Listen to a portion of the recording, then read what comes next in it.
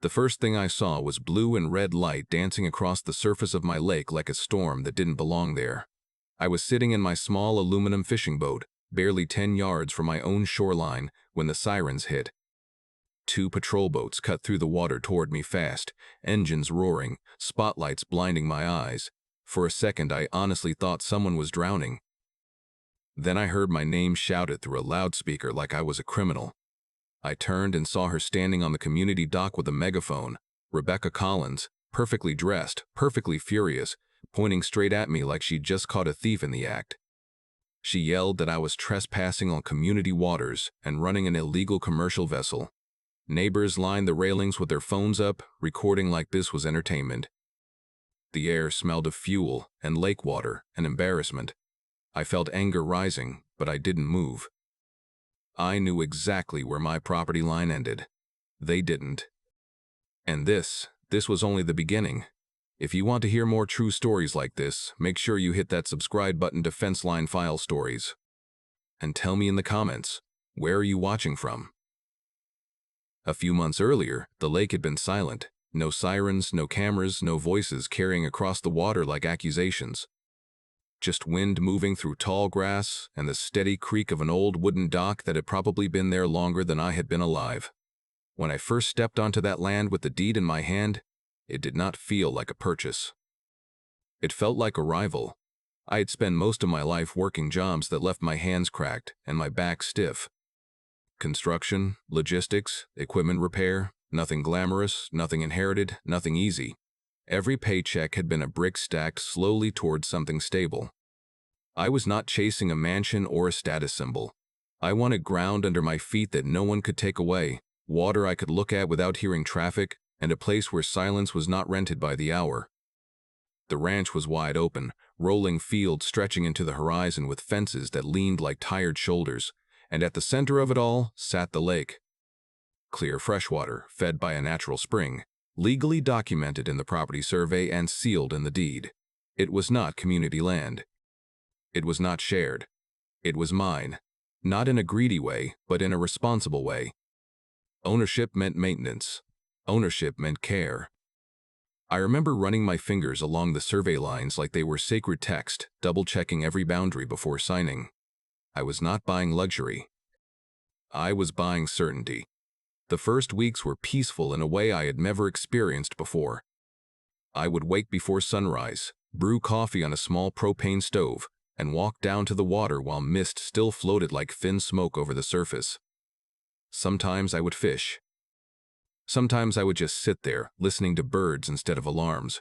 I repaired broken fence posts one by one, straightened warped gates, and spent long afternoons restoring that old dock plank by plank.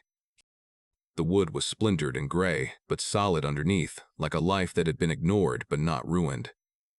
That was when I first noticed the marina across the far side of the lake. Silverwood shores, neatly arranged docks, polished boats, identical houses lining the shoreline like soldiers standing at attention. It was an HOA community, the kind that valued uniform paint colors and trimmed hedges more than open land or privacy. At first, it did not bother me. Their world stayed on their side of the water, and mine stayed on this side, or at least that was the assumption. My first direct interaction with anyone from Silverwood Shores happened at a gas station 2 miles down the road. I was filling a red fuel can for the mower when a woman in a crisp blazer stepped beside me, smiling in a way that felt rehearsed. Rebecca Collins. She introduced herself as the HOA board leader, welcomed me to the area, and asked polite questions that somehow sounded like inspections. Where exactly was my property line? Whether I planned to develop the lake? If I intended to build structures? Her tone was friendly, but her eyes were measuring. I answered calmly, keeping things general. When I mentioned the private survey, her smile thinned for a fraction of a second before returning. I did not think much of it then. I should have. Not long after, the subtle messages started. An envelope left at the end of my driveway titled, Shared Water Etiquette Guidelines. It was written as a suggestion, but it read like a rule book. Notes about noise levels, approved watercraft appearances, and visual harmony. The strange part was simple. None of it applied to me. The surveys were clear. The lake portion touching my land was private access. I double-checked the documents anyway, then checked them again. Every line held. Every boundary was firm. Still, the atmosphere shifted. I began noticing small drones hovering high above the water at odd hours. Nothing aggressive, just watching. Sometimes when I launched my boat, I could feel eyes on me from the opposite shore. Conversations would stop when I walked into the local hardware store. Rumors traveled faster than facts in places like this, and I started hearing whispers that the HOA wanted to expand the Marina footprint in the coming years. Expand into what, exactly, no one said directly. The piece I had bought was still there, but it had developed an echo. A sense that something was leaning against the edges of it, testing for weaknesses. I told myself it was just adjustment, that communities always eyed newcomers with curiosity. I stayed polite, kept records organized, and focused on work. Then one morning, folded neatly and pinned to my barn door with a metal tack, I found the first official notice. It was short, printed on thick paper with a polished logo at the top. The message was simple and absurd at the same time. My boat, it said, was disrupting community aesthetics. The first real confrontation did not come with shouting or sirens. It came with footsteps on old wood and the sound of someone clearing their throat behind me while I was tightening a loose plank on the dock. I turned around and found two men in identical navy jackets standing there like they had been copied and pasted from the same instruction manual. Silverwood Shore's security was stitched across their chests. One of them held a clipboard. The other kept his arms folded like he was guarding something invisible. They did not greet me. They did not introduce themselves. The man with the clipboard simply said, "My boat had to be removed immediately." No explanation. No conversation. Just a demand wrapped in official tone. I looked past them toward the water where my small aluminum boat floated quietly, tied to my dock like it had been every morning for weeks. It was not loud. It was not large. It was not doing anything except existing. Before I could respond, I heard another voice from the shore. Emily was walking down the path toward us, holding 2 paper cups of coffee, her expression already tight with suspicion. She visited every few weekends, more out of concern than leisure. She had always been the protective one between us, even though she was younger. The moment she saw the uniforms, her pace quickened. She did not say anything at first. She just stood beside me, offering silent backup the way family does when words would only escalate things. A few minutes later, Tom Bradley drifted closer in his fishing kayak, pretending to adjust his line but clearly listening. Tom had been fishing that lake longer than I had owned the land. He was one of those men who spoke rarely but observed everything. He gave me a small nod. Not dramatic, not loud, just enough to say, "You are not crazy, I see this too." Then Rebecca Collins arrived. Perfect timing, perfect posture. She stepped onto the dock like she owned the boards beneath her feet and handed me a folded document without even looking at me directly. The language inside it was polished and absurd at the same time. Words like visual disturbance, unauthorized water presence, and community harmony violations filled the page. It read like a performance script more than a legal notice. I kept my voice level. I walked to my truck, retrieved the survey maps, the deed copies, the boundary confirmations, everything neatly organized in a waterproof folder. I laid them out on the dot between us like cards in a game where the rules had already been written. The property lines were clear. The water access was legal. The documents were signed, stamped, and filed. Rebecca barely glanced at them. She waved a hand as if paper evidence were a minor inconvenience rather than the foundation of ownership. The security men shifted their weight but said nothing. Emily's jaw tightened. Tom stopped pretending to fish altogether. That was the moment disbelief began to turn into something heavier. Not anger yet. Something more controlled. Guarded frustration. The realization that logic was not the language being spoken here. This was not about compliance or clarification. This was about control.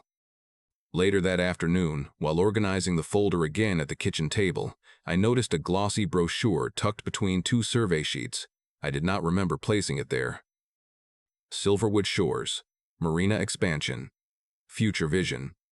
The cover showed polished docks stretching further along the shoreline, new boat slips, smiling families, uniform houses reflecting golden sunsets. I opened it slowly. Page 3 showed a projected boundary line that slid directly across my section of the lake, as if my land did not exist. My dock was replaced by a cartoon sailboat. My shoreline was labeled Phase 2. The air in the room felt different after that. Thicker. Not hostile, just revealing. I understood then that the boat was not the problem. The water was not the problem. I was the obstacle. That evening, as the sun dropped and shadows stretched long across the grass, I walked out to the barn to lock up my tools. The door was covered in paper. Notices layered over notices, each stamped with escalating fines, deadlines, and threats written in polished legal language. Someone had used bright tape to keep them from blowing away. It looked less like communication and more like a warning wall. I stood there for a long minute, reading none of it and understanding all of it. The lake behind me was still calm. The sky was still wide. But the piece I had bought had just been handed an invoice. After the notices appeared, the sky stopped feeling empty. It started feeling occupied. The first time I heard the drone clearly, it was just after sunrise, a thin mechanical buzzing cutting through the quiet like a mosquito that refused to leave. I looked up and saw it hovering high above the lake, steady and patient, its small camera angled downward. It did not dart or explore. It simply watched. The next morning it was back. Then the next. Sometimes two of them. Always far enough to avoid confrontation, always close enough to remind me I was not alone on land that was supposed to be mine. It changed the way I moved. I began noticing where shadows fell, where reflections could hide lenses, where the sound of rotors blended with wind. When I launched my boat, phones appeared across the water like a line of tiny mirrors catching sunlight. People who had never spoken to me suddenly became filmmakers. Every push of the oar, every adjustment of the motor, every ripple behind the hull was recorded as if I were performing on a stage I never agreed to stand on. No one yelled anymore. They did not have to. Documentation had become their weapon. Then came the meeting. Silverwood Shores held it in a community hall overlooking the marina, large glass windows framing rows of identical boats like trophies. I went because ignoring it felt like surrender. The room was already full when I walked in. Conversations dipped, but did not stop. I could feel eyes measuring me the same way Rebecca's had at the gas station months earlier. She stood at the front with a projector and a remote, calm and confident, as if she were about to deliver weather updates rather than accusations. The footage she played was familiar but distorted. Clips of my boat leaving the dock were sped up. Angles were cut to make wakes look larger than they were. One segment looped a moment where my engine coughed briefly, making it seem like I was revving aggressively. No context. No scale. Just visuals arranged to tell a story that was not true but felt convincing if you wanted it to be. Murmurs filled the room. Words like reckless and unsafe floated through the air. I stood there with documents in my hands and realized paper had no volume against projection screens. After that night, the complaints multiplied. County officials began visiting with clipboards and polite but weary expressions. Noise disturbances. Environmental concerns. Navigation hazards. Each allegation collapsed under inspection, but each one took hours to address. Hours that used to belong to repairing fences or watching the water now belonged to explaining myself to strangers who were only doing their jobs. None of them were hostile. None of them were allies. They were simply checkpoints in a system that had been nudged into motion by repeated claims. Sleep became lighter. Not insomnia exactly, just the kind of rest where every distant engine sound felt like it might be coming closer. I started keeping a notebook beside the bed, writing down times, dates, descriptions.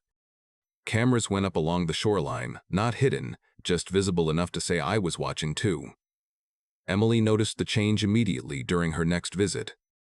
She tried to keep conversations normal, but concern slipped through her tone like light through blinds.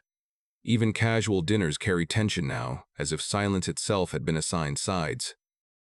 I attempted mediation through a local civic office, a neutral room with beige walls and a long table that smelled faintly of cleaning solution. The representative listened carefully, took notes, nodded at the right moments. Then the emails began arriving later that week, polite refusals citing community autonomy and internal governance. Influence does not always announce itself. Sometimes it simply closes doors quietly. The pattern was clear. The pressure was no longer direct confrontation. It was accumulation. Small actions layered carefully until they formed weight. I responded the only way I knew how, by documenting everything. Every drone sighting. Every inspection. Every notice.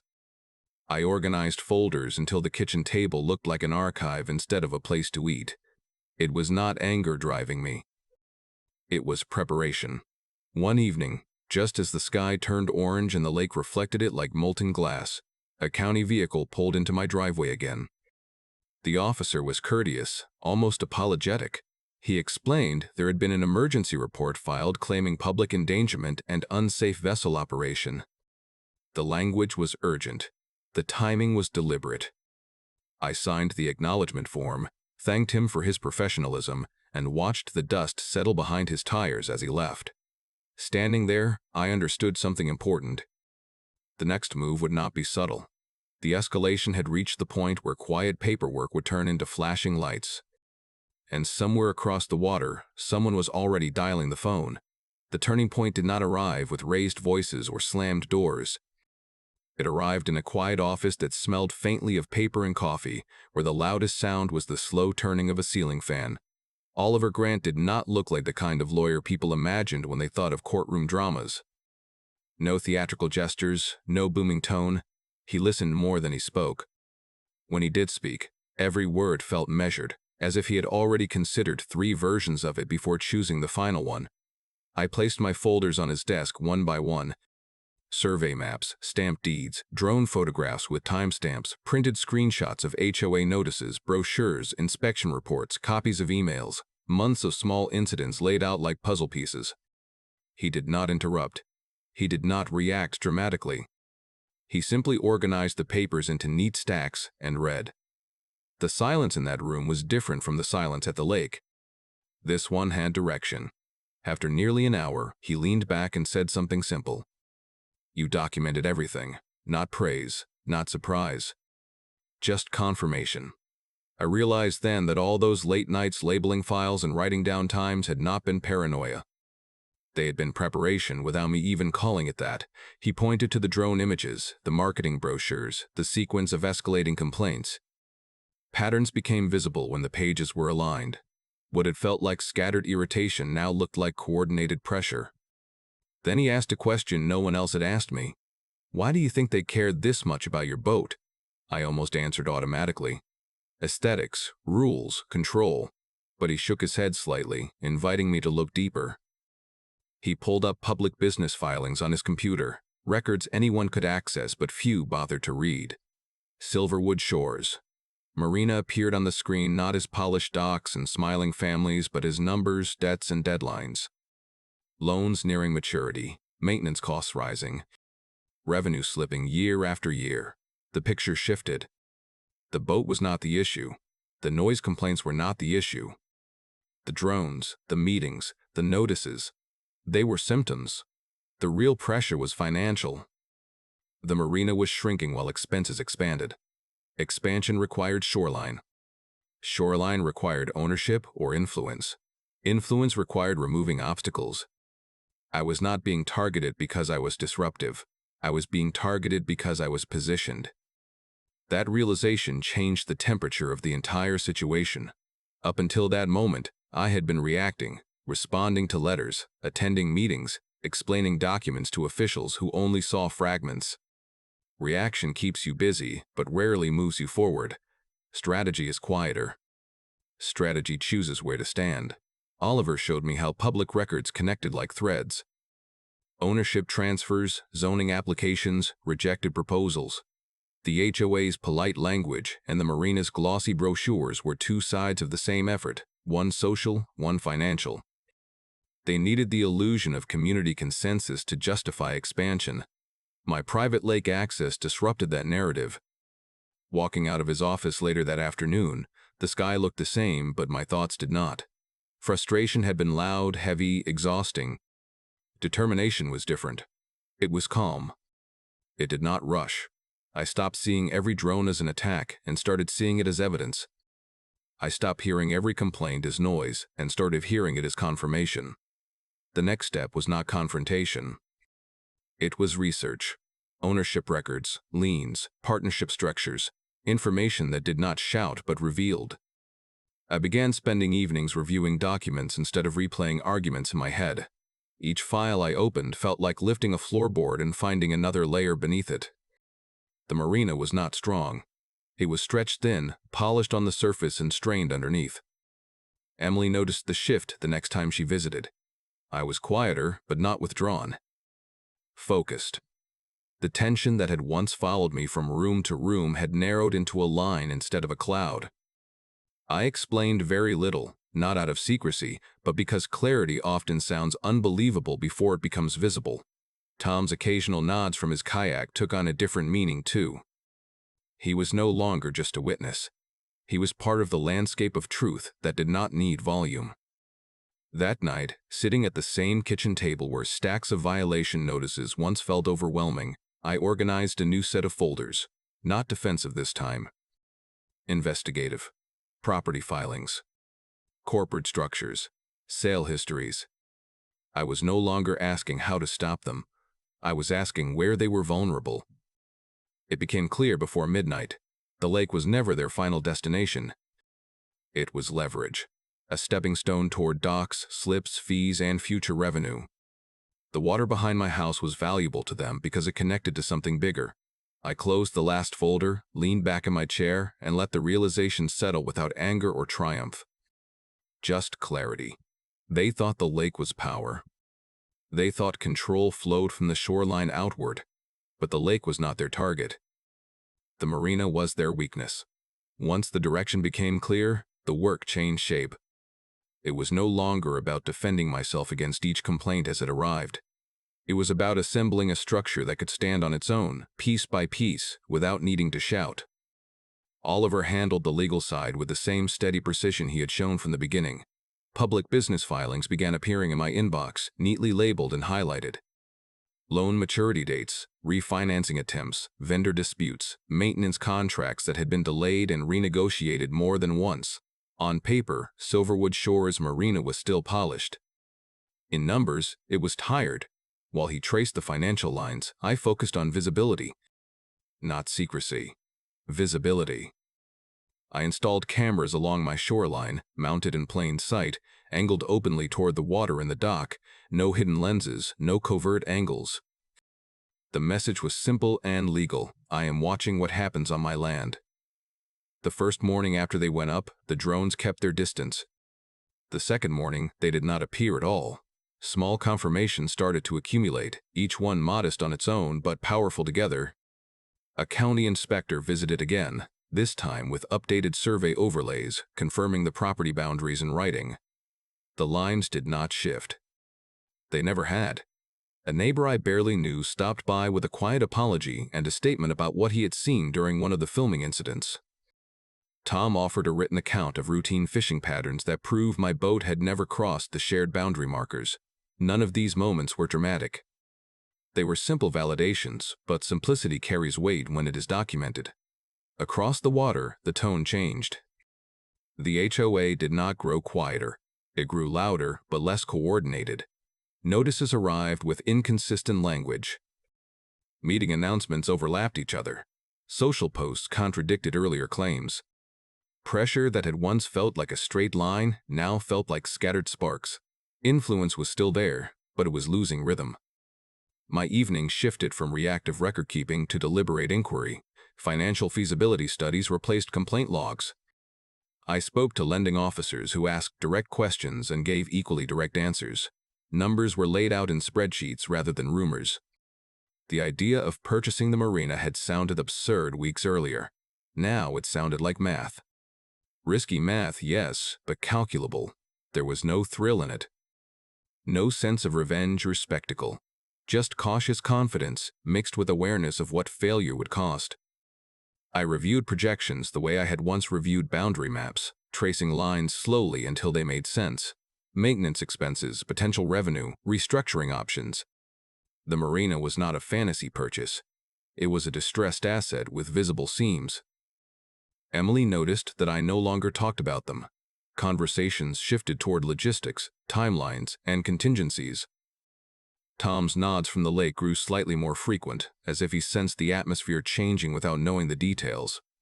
The cameras continued to sit quietly on their mounts, doing nothing except existing, and sometimes that was enough. Oliver called late one afternoon with a tone that rarely changed but carried subtle emphasis. Final financing terms were possible. Not guaranteed yet, but within reach. The phrase within reach felt different from hopeful. It felt tangible. I spent that night reviewing terms until the clock passed midnight without me noticing. Every number had a shadow attached to it.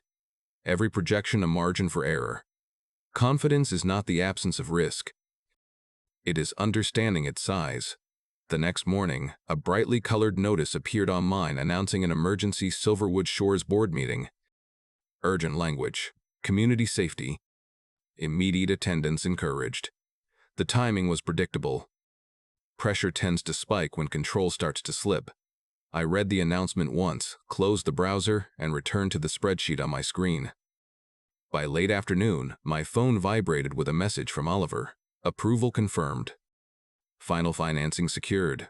The words were short, almost casual, but they carried the weight of months of preparation. Across the lake, the emergency meeting banners fluttered in the wind. On my desk, the confirmation email sat open, calm and unassuming. The water between those 2 points had never looked wider. By the time the sun dipped low enough to cast long shadows across the Marina parking lot, every space was filled. Cars lined the road in uneven rows, some half on gravel, some half on grass, headlights flicking on one by one as evening settled in. The community hall lights were already bright, spilling onto the pavement like a stage invitation no one could refuse. People were not arriving casually. They were arriving with purpose, with folded arms and quiet conversations that stopped the moment I stepped out of my truck. I could feel the expectation before I even reached the door. They believed tonight was the end of me. The removal, the correction, the return to order. That belief gave the air a strange density, like humidity before a storm. Oliver walked beside me with the same unhurried stride he always had, a leather folder tucked under his arm, sealed envelopes stacked neatly inside. He did not look around. He did not need to. His calm created its own perimeter. Inside, the room was packed wall to wall. Chairs scraped as people shifted for a better view. The marina windows reflected rows of boats outside, their polished hulls glowing under dock lights like silent witnesses.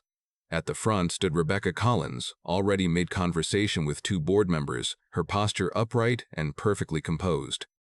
When she saw me enter, her smile did not disappear. It sharpened. We took our seats near the center aisle. I placed my folders on my lap, feeling the edges of the paper through the cover like a steady pulse. Around me, whispers moved in small waves, some hostile, some curious, some simply eager for spectacle. Public pressure has a sound to it, not loud, not chaotic, but constant, like the low hum of machinery running in the background of a factory. Then I noticed him. The marina owner sat 3 rows ahead, slightly to the left, shoulders tense, eyes scanning the room as if he were attending a meeting he had not planned to attend. Our eyes met for half a second. He looked away first. Debt negotiations have a way of making even confident people sit differently, like they are guarding invisible cracks. His presence was not announced, but it changed the geometry of the room. Rebecca stepped to the podium, and the conversations dissolved instantly. She did not raise her voice at first. She did not need to. She spoke in polished sentences that sounded prepared long before tonight, words about safety, harmony, and protecting community values. A projector flickered on behind her, and images appeared. Edited clips again, carefully selected angles, wig lines exaggerated by cropping, timestamps removed. Gasps rippled through the audience exactly where the edits intended them to. I felt my heartbeat pick up, not from fear but from anticipation. The sensation was physical, steady, like a drum tapped behind my ribs. I kept my posture still, hands resting lightly on the folder, eyes forward. Control is not silence. It is choosing when to speak. Oliver leaned slightly toward me and whispered a single sentence, calm as always. Let them finish. Rebecca's tone grew more dramatic as she moved through her points. She spoke of disruptions, of endangered families, of repeated non-compliance. The language was emotional but framed as factual, a performance delivered with the confidence of someone who had rarely been challenged in public. Each sentence tightened the room further, like a rope being drawn through a pulley. The marina owner shifted in his seat again. One of the board members glanced toward him, then back to Rebecca, then toward the exit. Small movements, barely noticeable unless you were watching for them. I was watching for them. The sealed envelopes on my lap felt heavier now, not with weight, but with timing. When Rebecca paused for effect, the silence that followed was thick enough to feel. No coughs.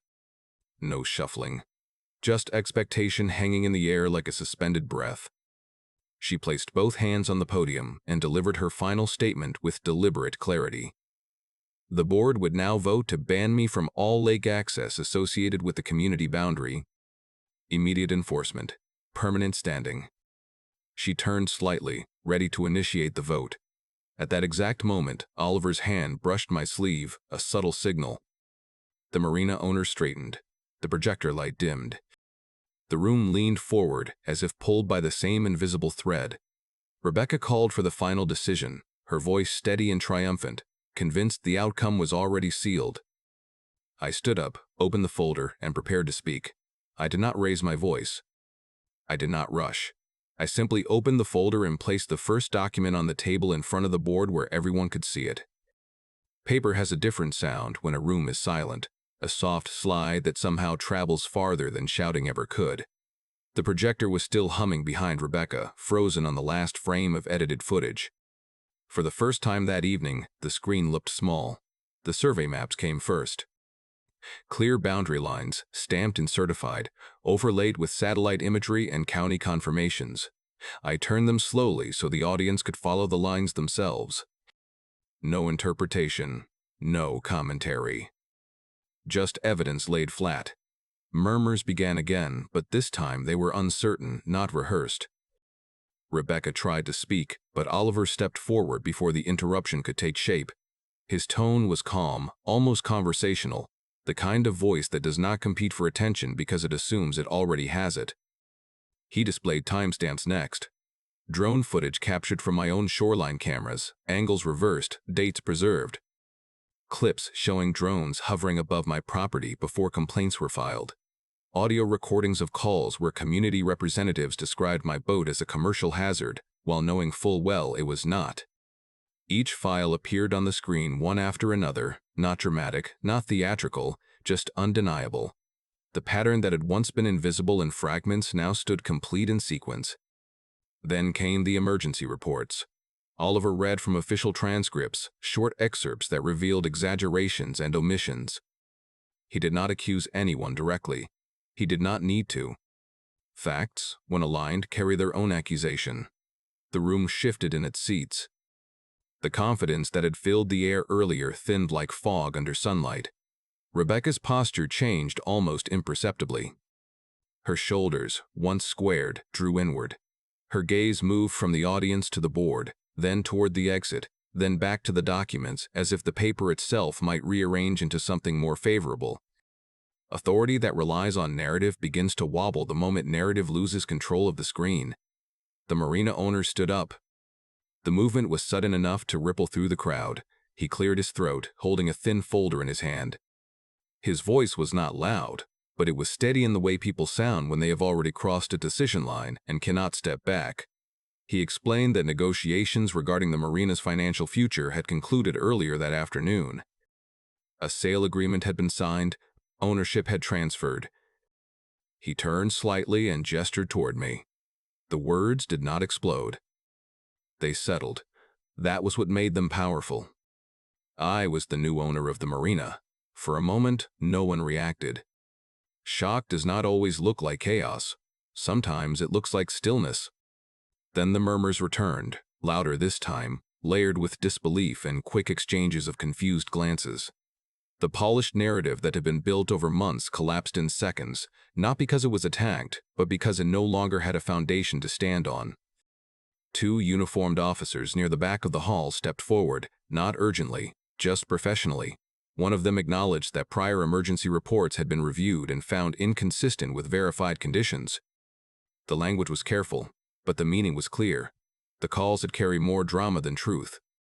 The weight of official acknowledgement pressed down quietly but firmly. I did not feel triumph. I felt release. The tension that had followed me for months loosened without ceremony. There was no desire to embarrass anyone, no urge to raise my voice or extend the moment. Control is not loud. It is knowing when the work is done. Rebecca looked at the board again, searching for support that no longer arranged itself automatically. The projector light faded to black. The meeting that had been designed as a public removal turned into a public unraveling. Without leverage, the language of enforcement lost its sharp edges. Chairs shifted.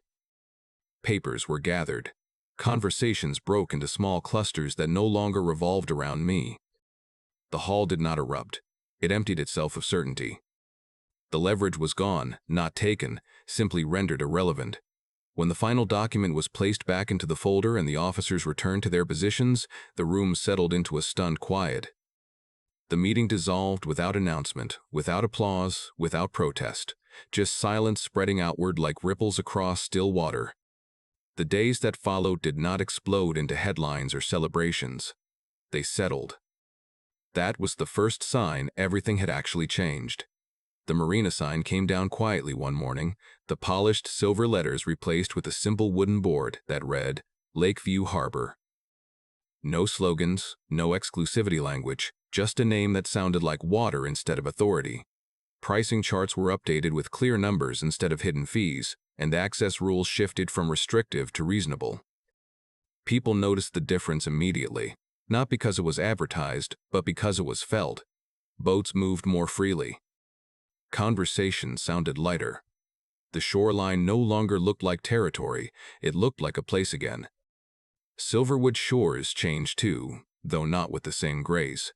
Leadership positions rotated quickly, some voluntarily, some under pressure that never needed to be named out loud. Meeting agendas shortened. Notices became less dramatic and more factual. The community that once spoke in rehearsed phrases began speaking like neighbors again. I received no public apologies, but I received something more valuable. Small nods at the hardware store, brief smiles at the gas station, a few quiet words from people who had once watched from a distance and now chose to step closer. Respect does not always arrive with speeches. Sometimes it arrives in lowered voices and extended hands. My mornings returned to what they had been before any of this began. Coffee steaming in the cool air, mist lifting slowly from the lake, the sound of water against the dock instead of sirens across it. The boat still floated where it always had, tied to the same post, unchanged except for the meaning attached to it. I fished not to escape anything, but simply because I enjoyed the stillness. Peace feels different when it has been interrupted and earned back. It carries weight. It feels intentional. Looking back, the lesson was never about winning an argument or exposing a flaw. It was about patience and proof. Noise had surrounded me for months. Edited footage, raised voices, urgent notices, but none of it carried substance once it was placed beside documentation. Silence, when paired with preparation, becomes a form of strength. Strategic silence is not surrender. It is choosing when the truth will speak instead of your frustration. The lake looked exactly the same as the day I first bought the land, but my understanding of it had deepened. Ownership was not just a line on a survey map. It was responsibility, clarity, and the willingness to stand still long enough for facts to align. Stability does not come from controlling others. It comes from knowing where you stand and why. If you want to hear more true stories like this, make sure you hit that subscribe button to Fence Line File Stories. And tell me in the comments, where are you watching from?